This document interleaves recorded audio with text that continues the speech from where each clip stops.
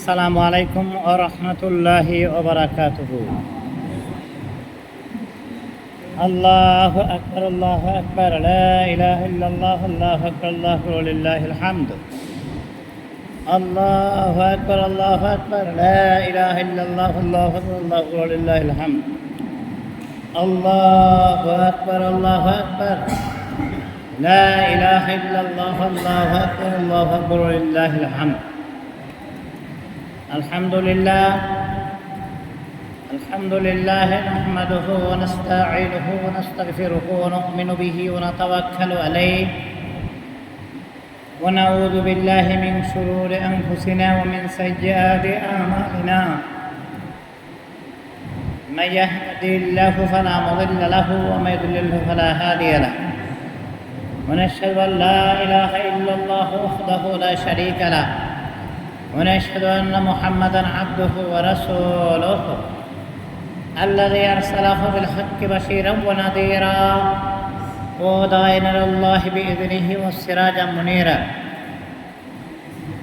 فقد قال الله تعالى في كلامه المجيد الفرقان الحميد: فصل لربك وانحر.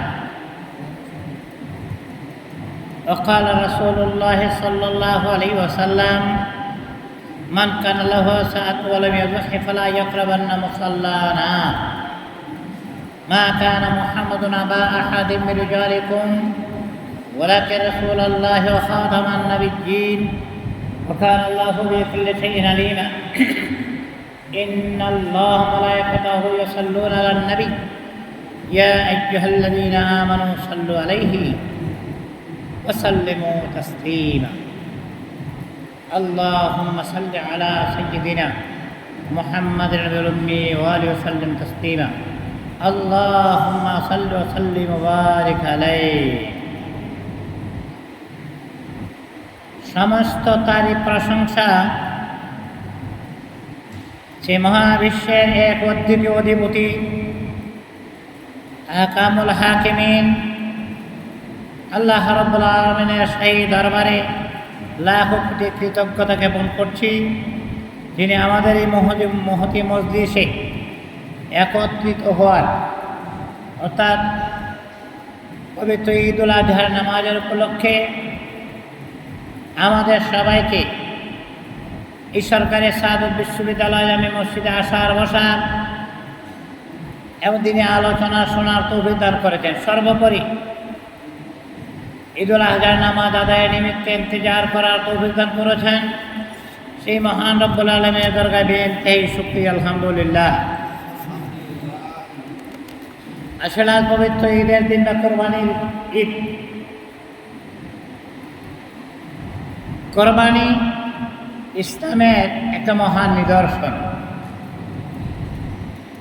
কোরআনুল কারীম ফুরকানে হামিদে আল্লাহ রাব্বুল আলামিন ইরশাদ করতে ফাসাল্লি লিরাব্বিকা ওয়ানহার, তোমার প্রতিপালকের উদ্দেশ্যে সালাত আদায় করো এবং পশু কুরবানি করো।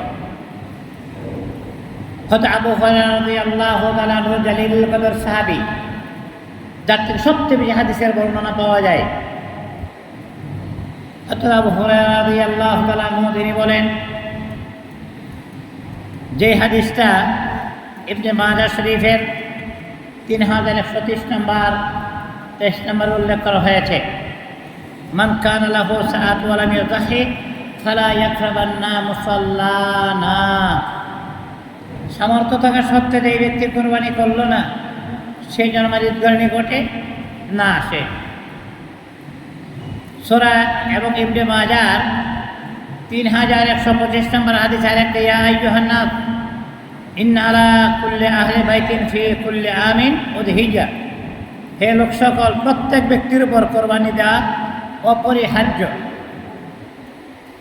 তা আমরা জানি কোরবানি কোত্থেকে এসেছে। আল্লাহর হাবিবকে জিজ্ঞাসা, মা হাদিল হাদি ইয়া রাসূলুল্লাহ, কোরবানি কোত্থেকে এসেছে, কোরবানি করলে কি হবে? ক্বালা সুন্নাতু আবি ইব্রাহিম, ইব্রাহিম আলাইহিস সালামের সুন্নাত। ক্বালু ফামা লানা ফিহা ইয়া রাসূলুল্লাহ, তো এটা করলে কি হবে? ফি কুল্লি শাআরাতিন হাসানা, প্রত্যেক পশমের বদৌলতে আল্লাহ রাব্বুল আলামিন বান্দাকে নেক দিয়ে থাকেন, নেক দেন। দীর্ঘ হাদিস, খাতুনুল জান্নাত ফাতেমা রাদিয়াল্লাহু তাআলা আনহা ওনাকে ডাইকে আনল হাবিব রাহমাতুল্লাহ আলামিন, ফাতেমা এদিকে আসো, দাঁড়াও, তুই অবলোকন করো, দেখো এই কোরবানির পশুর রক্তের ফোঁটা মাটিতে গড়িয়ে যাওয়ার আগেই আল্লাহ তাবারক ওয়া তাআলা তার জীবনের সমস্ত গুনাহ খাতা মাফ করে দেন। খাতুনে জান্নাত আল্লাহর হাবিব এইটাকে শুধু আহলে বাইতের কারণে আমাদের খোঁজে না, এটা উম্মতে মুহাম্মদের জন্য আল্লাহ তাবারক ওয়া তাআলার তরফ থেকে একটা বিরাট সেলাই রহম।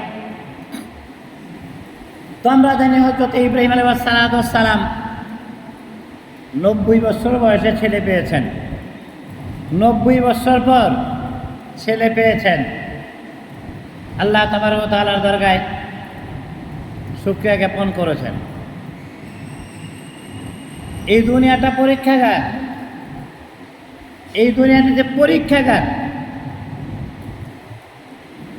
হয়তো ইব্রাহিম আলাইহিস সালামের উপর দিয়ে যে পরীক্ষা গিয়েছে তুলনাহীন।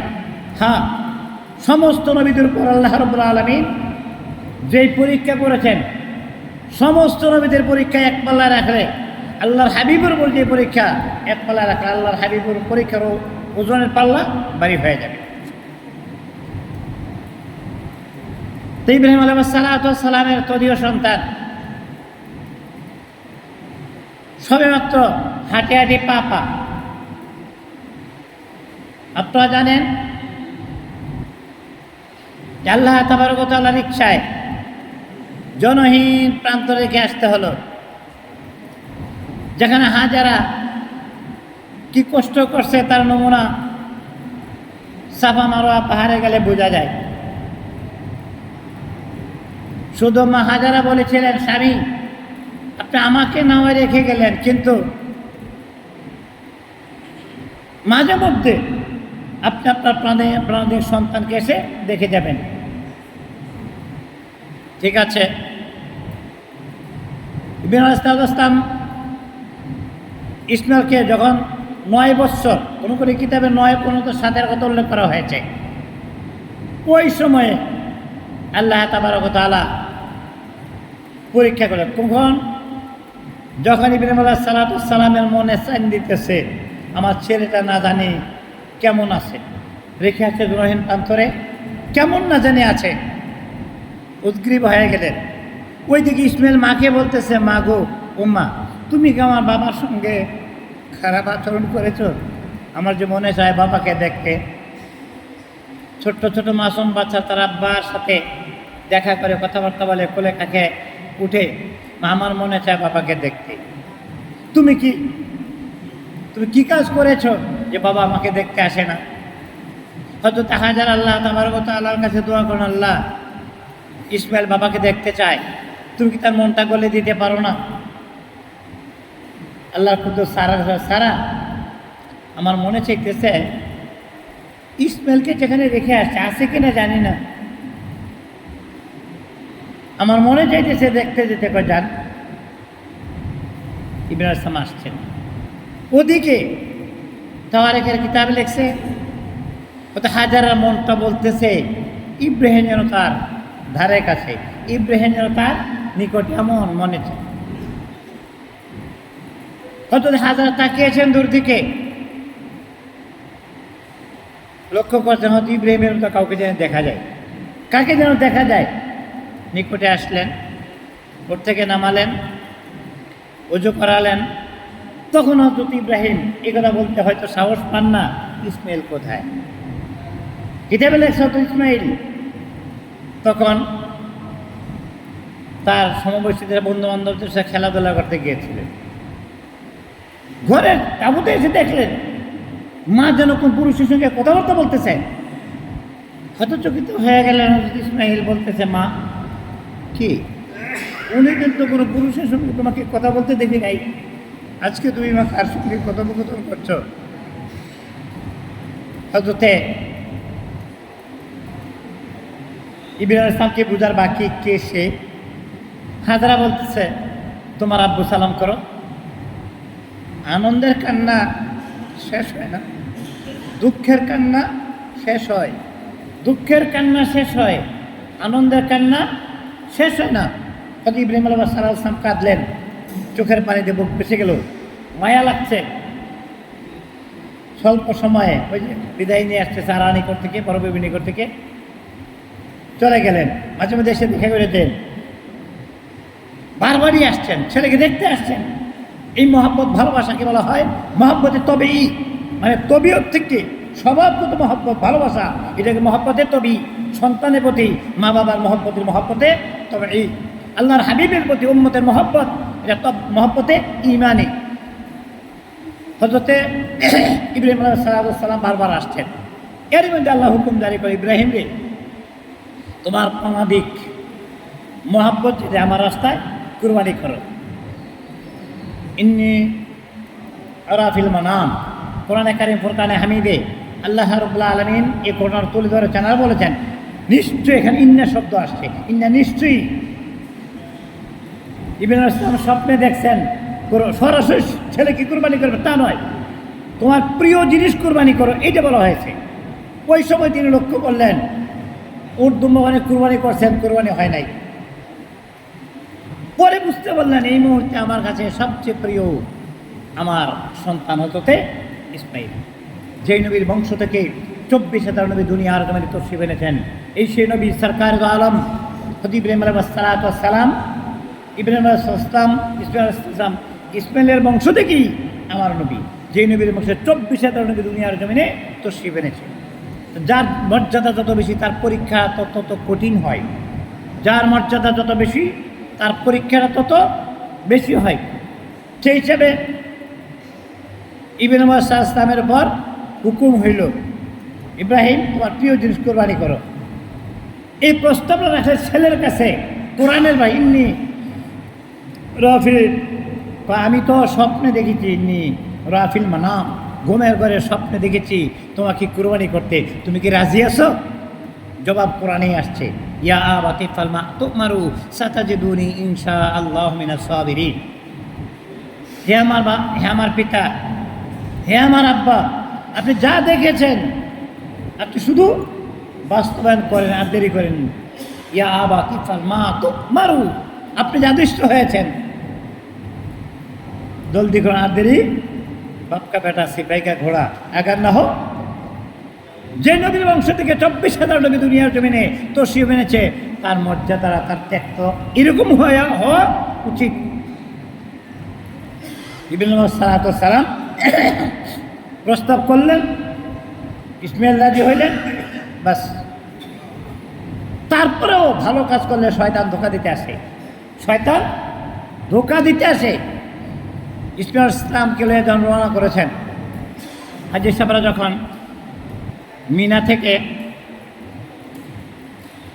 কঙ্করমারা অর্থাৎ জামরায় আসেন, তখন যেখানে কুরবানি করবার জন্য ইসমাইল ইসলামকে শোয়াই ছিলেন, সেই জায়গাটা ছোট্ট একটা মসজিদের মতো পাহাড়ের উপরে এখন আছে সেই জায়গাটা। আমরা হাজিদেরকে দেখাই, এইটা সেই জায়গা, ছোট্ট একটা মসজিদের মতো দেখা যায়, এটা সেই জায়গা যেখানে হযরত ইব্রাহিম ইসমাইল ইসলামকে শোয়াইছিলেন। এর আগেও শয়তান ধোঁকা দিছে, কিন্তু হয়তো ইব্রাহিম শোনে নাই, ইব্রাহিম শোনে নাই, বাস কোরবানি। আসলে কোরবানি একটা গুরুত্বপূর্ণ ইবাদত। ইবাদতের সংজ্ঞা আমি এরকমভাবে বলি, যে কাজের মধ্যে আল্লাহর হুকুম আছে, রাসূলের তরিকা আছে, যে কাজের মধ্যে আল্লাহর হুকুম আছে, রাসূলের তরিকা আছে, এটাই ইবাদত। যাহাই হোক না কেন আল্লাহর হুকুম থাকতে হবে, রাসূলের তরিকা থাকতে হবে, তাই সেটা সোজা ফর্মুলা, সেটা ইবাদত। ইব্রাহিম আসলাম ছুরি চালাইলেন, তাফসীরে কিতাবে লিখছে ছুরি চালাচ্ছেন, কিন্তু ছুরিতে গলা ধরে না, কাটে না। ইসমাইল বলতেছে, আব্বা আপনি কি করতেছেন, কাটে না কেন?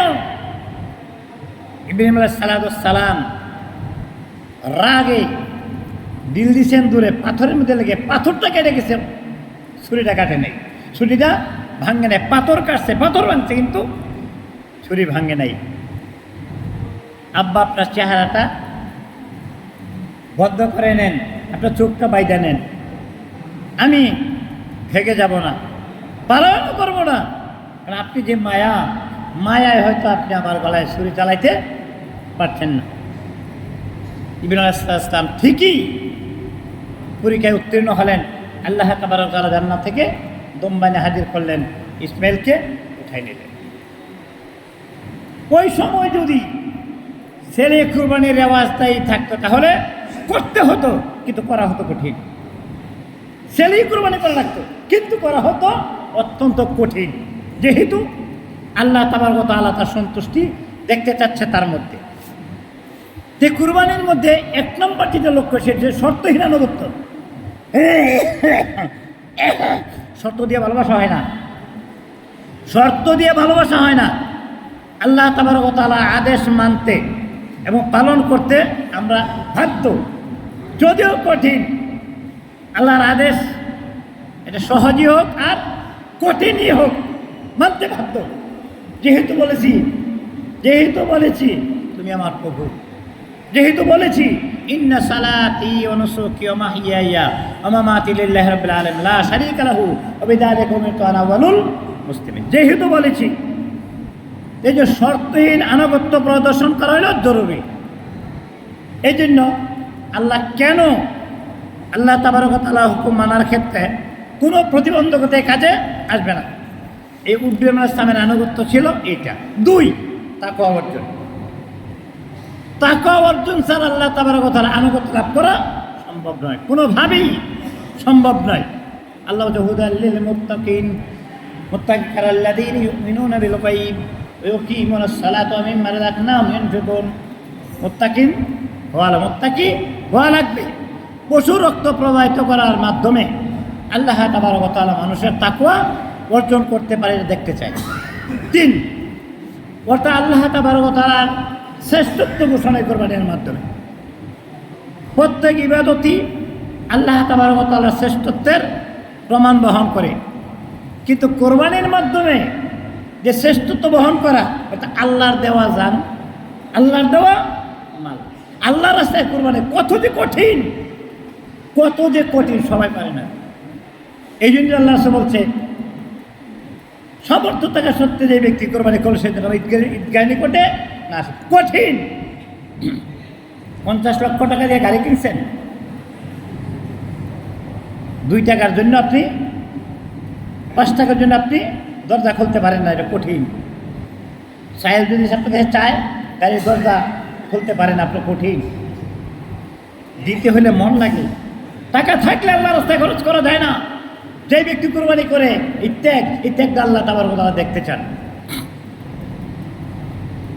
অর্থাৎ কুরবানির মাধ্যমে ত্যাগ করার মহান শিক্ষা। কারণ কুরবানির উদ্দেশ্য হইল ত্যাগের মন মানসিকতা তৈরি করা।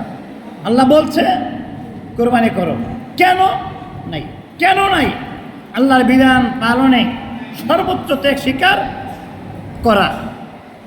কোরবানির ঈদকে গোশত খাওয়ার অনুষ্ঠানে পরিণত করা নয়, বরং নিজেদের মধ্যকার পশু সুলভ আচরণ, অর্থাৎ কাম, ক্রোধ, লোভ, মোহ, মদমাত্সর্য, 6টা রিপু সর্বদা আমাকে আপনাকে জাহান্নামের দিকে তাড়িত করছে।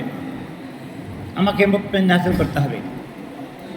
মুতমাইন্না হাসিল করার সাথে সাথে আল্লাহ তাবারক ওয়া তাআলার পক্ষ থেকে ঘোষণা হবে, ইয়া আইয়াতুহা নাফসুল মুতমাইন্না ইরজিই ইলা রাব্বিকি রাদিয়াতান মারদিয়্যা ফাদখুলি ফি ইবাদি ওয়াদখুলি জান্নাতি। এজন্য সাবধানীয় মন্ত্র আগে শিক্ষা লড়ে ভাই, ঘরের মাঝে 6টা ইঁদুর, পিরান মাটি নাই। কাম, ক্রোধ, লোভ, মোহ, মদ, মাশ্চর্য 6টা দিবস সর্বদা তাড়িত করছে আমাকে আপনাকে জাহান্নামের রাস্তায় নিতে।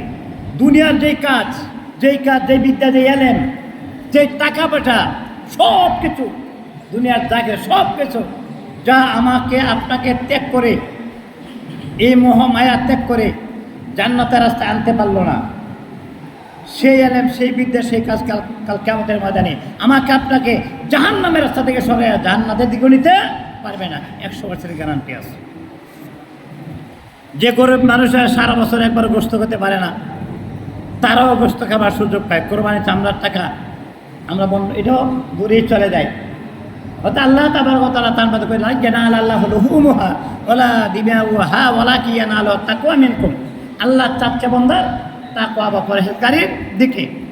এই জন্য কোরবানি পশু উৎসর্গ করা হবে আল্লাহ তাবারক ওয়া তাআলার নামে, এই মুখের নামে, এই মুখের নামে, এই মুখের পক্ষ থেকে, অমুকের পক্ষ থেকে। আল্লাহ তাবারক ওয়া তাআলা যেমন বলছে কুলিল্লাহ সালাতি ওয়া নুসুকি ওয়া মাহইয়া ওয়া মামাতি লিল্লাহি রাব্বিল আলামিন। আল্লাহ তাবারক ওয়া তাআলা সূরা আনআমের 162 নম্বর আয়াতের মধ্যে উল্লেখ করেছেন, নিশ্চয়ই বলুন, কুল ইন্না সালাতি, কুল বলুন, ইন্না নিশ্চয়ই সালাতি আমার নামাজ, আমার কুরবানি, আমার জীবন এবং আমার মরণ সব কিছু প্রতিপালকের উদ্দেশ্যে, সব প্রতিপালকের উদ্দেশ্যে। জনকি সাহাবী শাহাদতের সময় সে কাঁদতেছে, জিজ্ঞাসা তুমি কি ভয়ে কাঁদো? যায় না, ভয়ে কাঁদি না, কাঁদি এই জন্য আমি একা।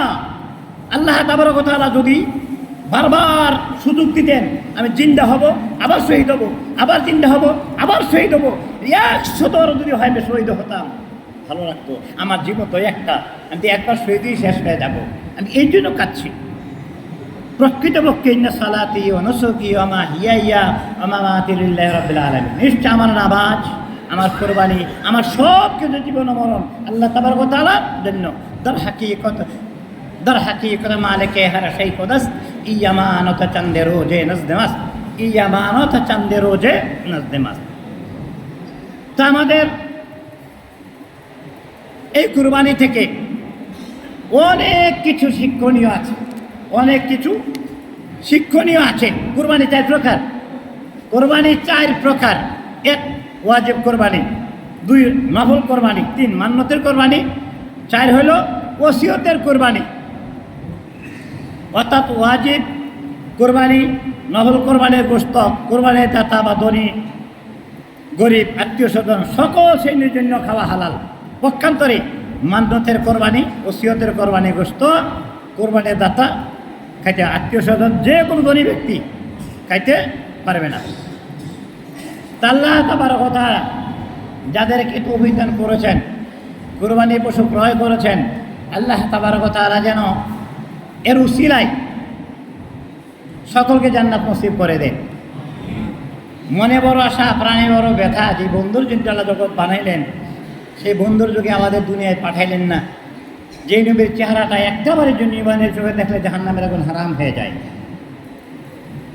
বেখানায় কাবা থেকে মোতাবজ্জ হয়ে আমরা আল্লাহ তাবারক কুদ্দুসের পায়ে সেজদা করলাম, আমাদের এমন তামান্না এবং আশা, আকাঙ্ক্ষা প্রত্যেকের মনে জাগ্রত করে রাখা দরকার। আল্লাহ জীবনে একটাবারের জন্য হলেও সোনার মক্কা মদিনা যাওয়ার তৌফিক দিয়েন। গতকাল আমার কাফেলা যখন আরাফাতের ময়দান থেকে মিনাতে আসছে, কঙ্কর মারতে যাবে, ওইসব 2 জন হাজি হারাই গেছিল। আল্লাহর মেহরবানি সবাই আবার ফেরত আসছে। সার্বক্ষণিক তাদের সাথে যোগাযোগ হচ্ছিল। কথায় বলে দেশবি হা হোনা ওয়া কালবিলা দেইয়া, যদিও দেহটা দূরে, মনটা দূরে নয়। মনে হয় আমি সে কাফেলার সাথী।